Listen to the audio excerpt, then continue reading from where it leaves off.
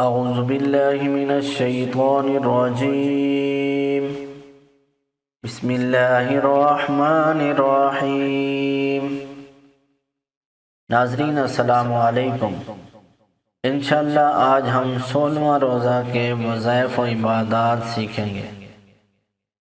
فجر کی نماز کے بعد سورہ رحمان ایک مرتبہ پڑھیں۔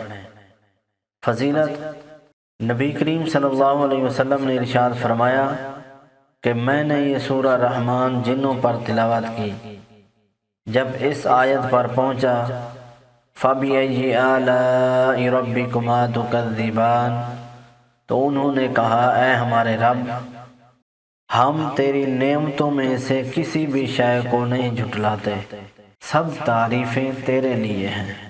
ظہر کی نماز کے بعد دعائے نبوی صلی اللہ علیہ وسلم 41 مرتبہ پڑھیں۔ اللہم اعنی علی ذکرک و شکرک و حسن عبادتک۔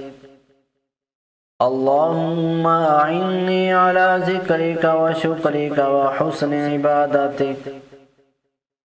عصر کی نماز کے بعد استغفار شریف 3 مرتبہ پڑھیں۔ فضیلت، حدیث پاک میں آتا ہے کہ یہ والا استغفار پڑھنے والے کے گناہ معاف ہوں گے اگرچہ وہ میدان جنگ سے بھاگا ہوا ہو۔ استغفر اللہ الذی لا الہ الا هو الحی القیوم واتوب الیہ۔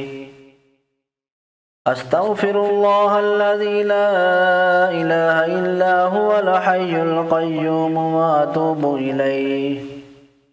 مغرب کی نماز کے بعد سورہ البقرہ کی آخری 2 آیات 3 مرتبہ پڑھیں۔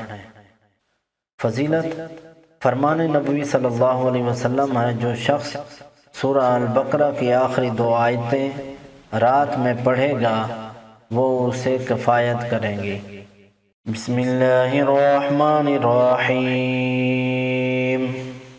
آمن الرسول بما انزل الیہ من ربہ والمؤمنون كل آمن بالله وملائكته وكتبه ورسله لا نفرق بين أحد من رسله وقالوا سمعنا وأطعنا غفرانك ربنا وإليك المصير لا يكلف الله نفسا إلا وسعها لها ما كسبت وعليها ما اكتسبت ربنا لا تؤاخذنا إن نسينا أو أخطأنا ربنا ولا تحمل علينا إصرا كما حملته على الذين من قبلنا ربنا ولا تحملنا ما لا طاقة لنا به واعف عنا